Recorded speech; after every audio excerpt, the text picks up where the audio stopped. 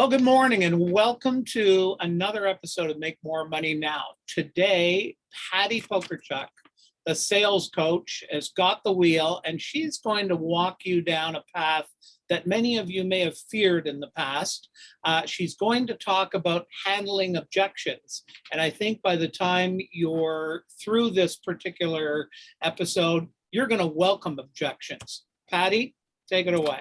Oh, thank you, Gerry. And yes, believe it or not, when people sort of put up their hand and ask a question and it sounds a little disparaging of like, maybe they're not really wanting to buy, that's actually a buying signal. So you should welcome objections, because if they don't really care about your product, they'll be saying something, oh yeah, let me think about it. It's like, okay, can you just leave now? Can we just finish this conversation? Or the beloved, send me more information. It's like, oh dear, oh dear, oh dear. So actually, I wanted to say, Gerry, based on what you've done in the past, is I actually prepared somewhere. Here we go. I prepared cheat sheet notes. So, because I figured it was, people, and I'll post this on the YouTube channel as well, because it's good for the people to have visual reminders of what we're talking about, so they can see, there's a flow and there's some logic behind what we're doing. So the good news is you should embrace objections. It's just like nobody really makes a sale without raising some concerns. They want to know about warranty. They want to know about price. They want to know who else have you done business with. What are your testimonials? Who are your referral clients? So it's actually when somebody says, oh, who have you worked with before? Give me some references, customer testimonials. That's like woohoo, woohoo, woohoo, buying signals. It's your chance to shine and say, hey, my friend Gerry, he used my services and his sales doubled. Woohoo. That's up for grabs, Gerry. I'm just kidding. But it's if people weren't interested, they'd start sloughing you off, But basically, there's four kinds of objections, and price is, if you're not getting pushback on price, then you're probably too cheap, because I think I don't know if in the negotiation episode where I talked about helping somebody negotiate a fairly major contract, and when the client accepted $20,000 more than she initially went in for 50 grand, and they didn't give pushback, I went, oh God, did we leave money on the table? So you kind of want a little bit of pushback. Have you had that experience, Gerry, about quoting your big price and people just saying, okay, this sounds great? Yeah, I have had it. And, once I can remember, they said, that I did give them the big price. They took it, but they really didn't understand it. And, so it was quite interesting. I had to walk it back a little bit when it came time to kind of, send them a copywriting agreement. So now I'm very, very careful to make sure they have a clear understanding of what the price is. And I can see on your list, you're going to be talking about value, because those are two things that go hand in hand, price and explaining the value they get for their investment. That's right. I mean, it is, you've probably heard me say ad nauseum, is that's people buy value. They buy the benefits to them. So if they invest $1 in our services, that they get at least $1 or $1.10 or $2 or $5 or even $10 back from us. So I've helped people double, triple, quadruple their sales, going from, like, say, 25,000 to six figures, over 100,000. That's the kind of testimonials that people are looking for, is that price risk a comparison or a calculation, I guess it is, because people still, they only buy value. If they invest, they want more back than they paid, because you don't want to spend $10,000 and make $2 in sales, because that's a losing deal. Kind of got, and you're not getting a great return.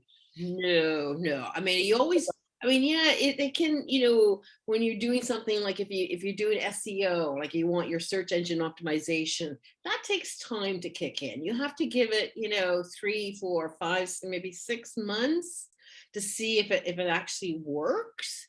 I had a poor client who paid a friend of $2,000 this is a startup tech little student company. He was paying a friend 2,000 a month for SEO. That friend was outsourcing it to India for 500 a month. Very And good. yeah, and with predictable results, which was zero. Yeah. So you always want to, that's not an objection, but that's just the, again, price and value is number one. The key is always like, if you get pushback on your price, gently, we handle negotiation in another show, but you want to go, is there any leeway? And you can just say, no, because you're going to get 2-3 times payback. So what do you want?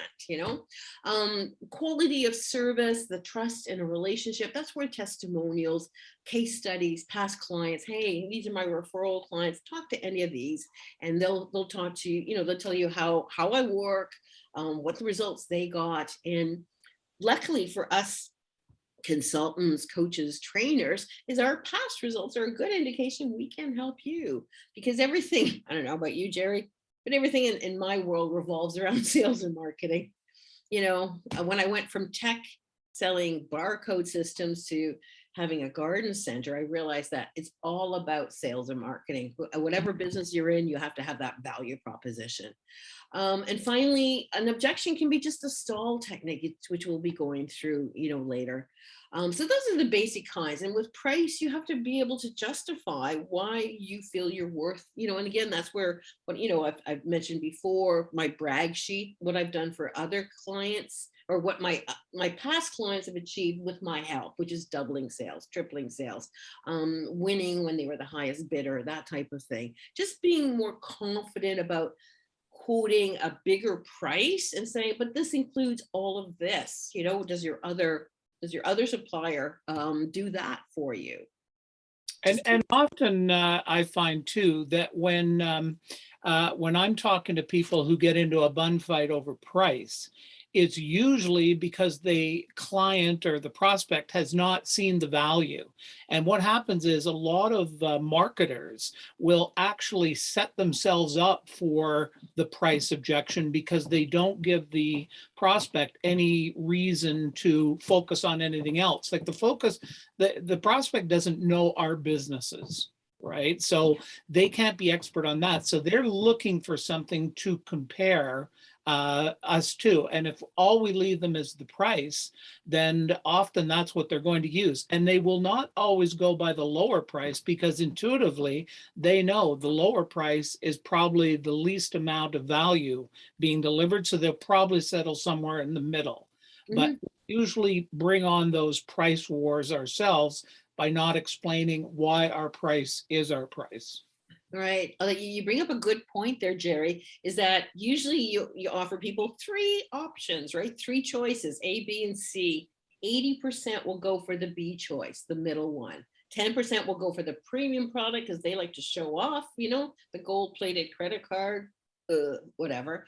And 10% will go for the cheap option, but the majority go for that middle option because that's where they feel, if you think about the bell curve, right? The early adopters, the late adopters, and 80% are stuck there in the middle. Human beings are pretty predictable, and if they come up and they say, yeah, I like your presentation, Patti, but I got no time to implement it. My people have no time. I have no money. I have no budget. It's just like they didn't see the value because nobody buys, I don't buy a car personally, unless my last car is worn out. After 10 years, it was pretty worn out. And I got in a big accident too. That kind of, but it was time. It was time. So, and the value in the new in me buying a new car was I got the flashy red Kia Soul that my heart had been desiring for years and years and years, and it was finally the last straw, But to me, the value was the dread of I was going to have to ferry a German client around the city, and it's like I can't bring him in that old car, so I wanted that brand new car. So the value to me was was intrinsic, wasn't, yes, I had been wanting that car for ages, because I had a boring navy blue car. I wanted a red car again. And the value was, potentially, the impact it would make on my client, especially a German, they love their cars, it wasn't a Mercedes, but I don't like them. So when they say they have no time, no money, that means they didn't see the value. So that's where you got to go back to your questioning and figure out what your value proposition. Go, okay, is that, which many sales professionals and entrepreneurs, they're guilty of reeling off a list of features. Oh, the car has this torque, it has this miles per gallon, it has this, what's of interest to me? Miles per gallon is, or liters per 100 kilometers. That's important to me because I'm a huge environmentalist. But then I want to know, is it fairly peppy? What comes with it? Like, don't give me any technical things, because that has no value to me. So that's just over my head. You bore me, and I'll move on. And again, it's just when you're faced with somebody who says no in a nice way, because that's what they're saying when they say they have no time, no money. They're trying to say, just go away. You have to ask why, or when would they maybe have money, or what if I could show you, we could determine that if you invest $10,000, you would make 20. Wouldn't that sound like a good deal? So it's asking the questions again. It's like, okay, when you're handling objections, questions are your number one thing. It's because it might not sound like an objection, but send me more information. Especially if you've got somebody on the phone. Send me some information. It's like, okay, that's a brush off, because we live in an age of extreme information overload. And if I just send you a link to my website, what does that do? Hey, Gerry. And also the thing with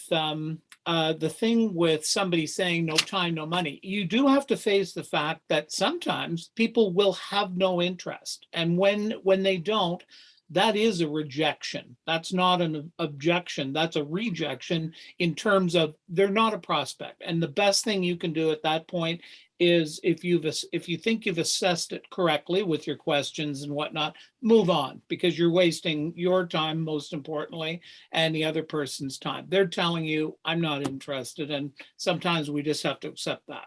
Yeah. I was no. Somebody told me no once. I remember. I think it was 8 or 69. I can't remember the year, but I've had It's happened. Yes. As yeah. of yesterday, the day before, last week. I know it happens a lot, and you got to get used to it. They're just saying no to your offer at this time. And it might be, that's what you want to clarify. Is it no forever? Is it no for now? Is it no until next year, next budget year? Try to qualify that. And I must admit, I take one more kick at the can and go, so you can't use my service, but do you know anybody that could? Sure. Because it's like, you just never know, because they go, oh my God, my best friend, oh my God, my, this department, oh my God, yes, I know somebody. And then they feel better, because they're saying no to you, but they're saying, hey, but here's a gift, and here's got the email, the phone number, hey, can I use your name and just say, we're talking to you, you can't use this, but he thought maybe you could we have a chat, so you always want to get as much out of the conversation as you can, Sure. So it's really, I don't know about you, but it's never really a waste of time, because you learn something else.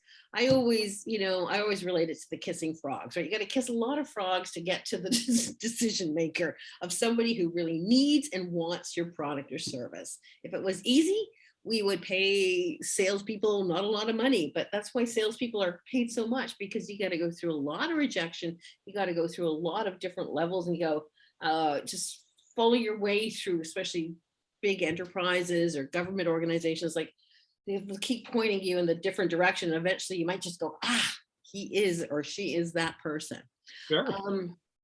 I was going to say another one, send me information. And again, clarify what kind of information are you looking for? Is it budget purposes? Is it technical information? You want to clarify, is it real or is it a stall? Because, we're Canadian, or Gerry and I are at least Canadian. I'm not sure about our viewers, but, we're nice. We're the polite people, right? So we don't like to say no. I have yet to except for, some of the people on Shark's Tank or Dragon's Den, we don't like to say no to other people's faces. We like to, yeah, I'd love to do business with you. And that's just giving you false hope. Just send me more information. I can pass it through my boss, and it goes in the garbage, right?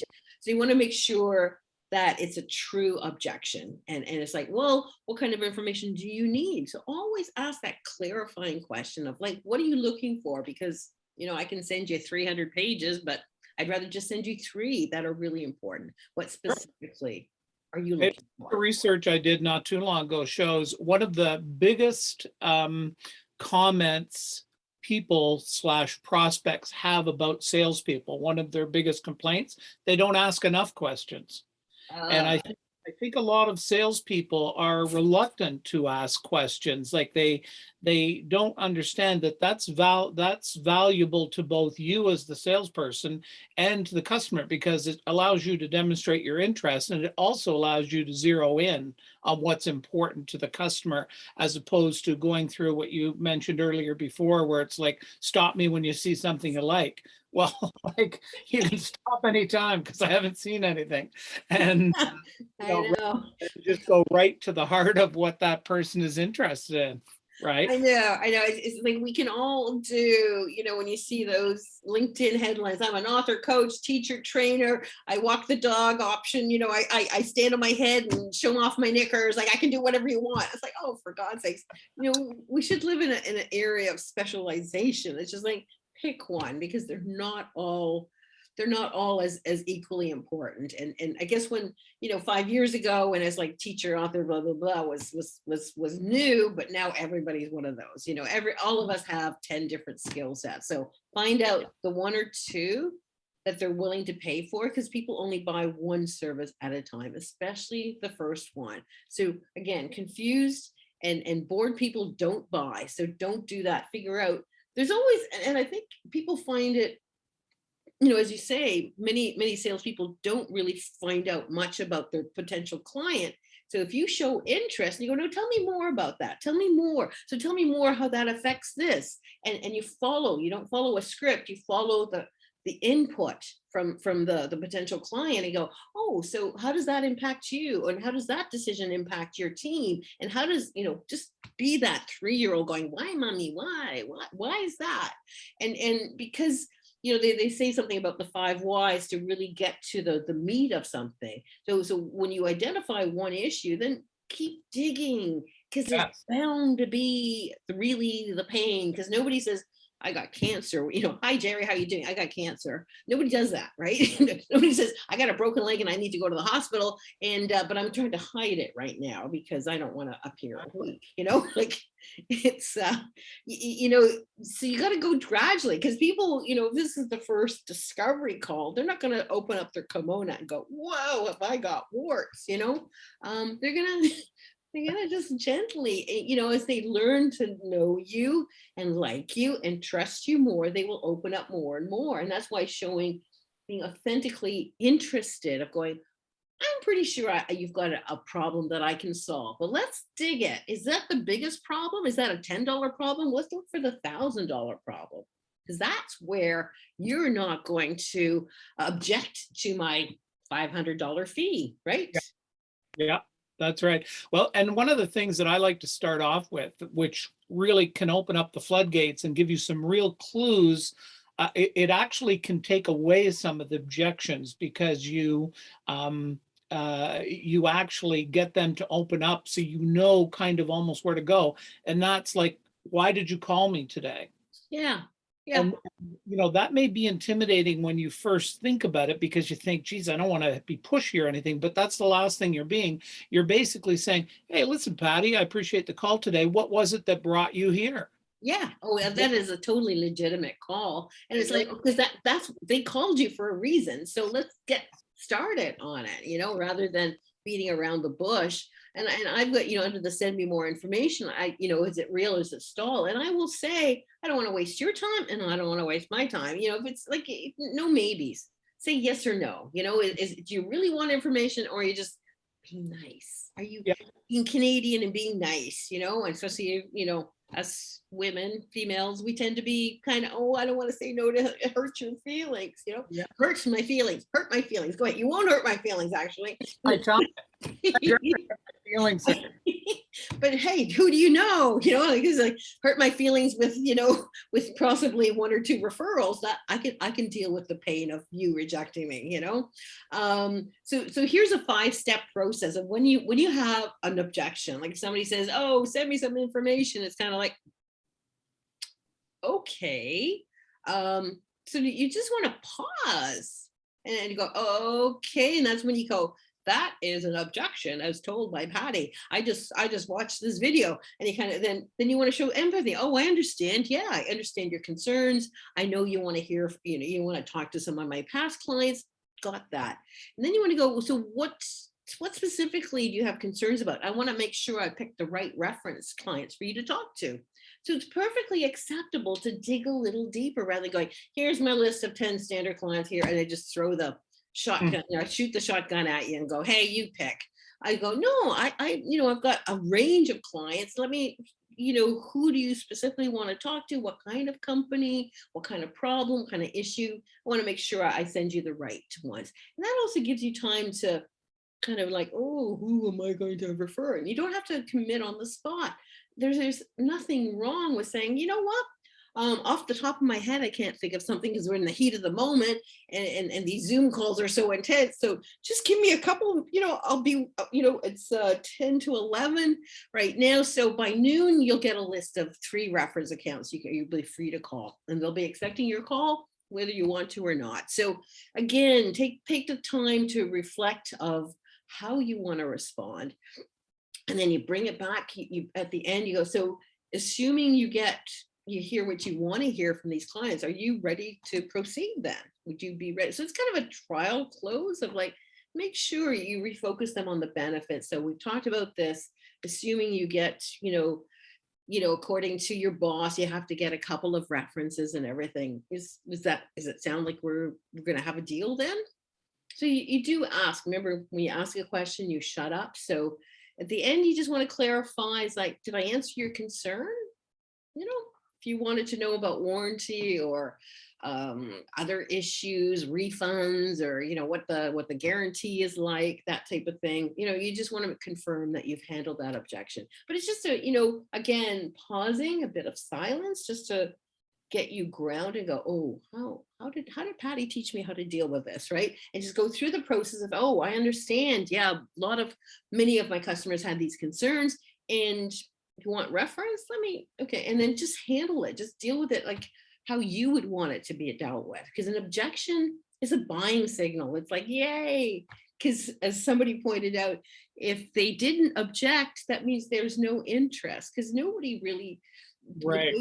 they would never waste their time asking if there weren't, on that side of the fence of like, hey, I'm potentially going to buy this. So anyways, embrace objections, and just learn how to, handle them, and watch the body language, watch for the. And I would just add, if you're watching today, this is based on real life experience. Patty's done all the work for you, so that this system and this process is something you can use right away to handle objections efficiently and properly too. I think that's a good point. Often because we have experience, and that's, it's not like we're better than anybody else, but we have a lot of experience. And a lot of times when we put out these different recommendations or processes, it's based on what's worked and hasn't worked for us over, a career. And so you're getting a system here that's been proven and tested where it matters most in the marketplace. That's right. Thanks for confirming that, Gerry. That's right, because it's again, it's about having that authentic conversation with somebody. There is, sales does have a process, and there is some discipline and process involved, just to make it easier. That when somebody says, they have some concerns. Well, you got to address it. Don't take that as a no. Just take that as a maybe. Just the next step. It can take you 99 steps to get to the 100% of getting the yes, or it can take you a few, but it depends on the circumstances, and there is no right or wrong answer, but just learn to um understand and be aware that when they're saying, yeah, I don't have no time, I have no money, send me more information, let me think about it, they're just kind of, you want to clarify, are they a stall, are they an actual true authentic objection, and embrace them, and deal with them and see where they lead you, and good luck. That's it. Well said. All right, see you next week. Bye. Again, Patty. Bye.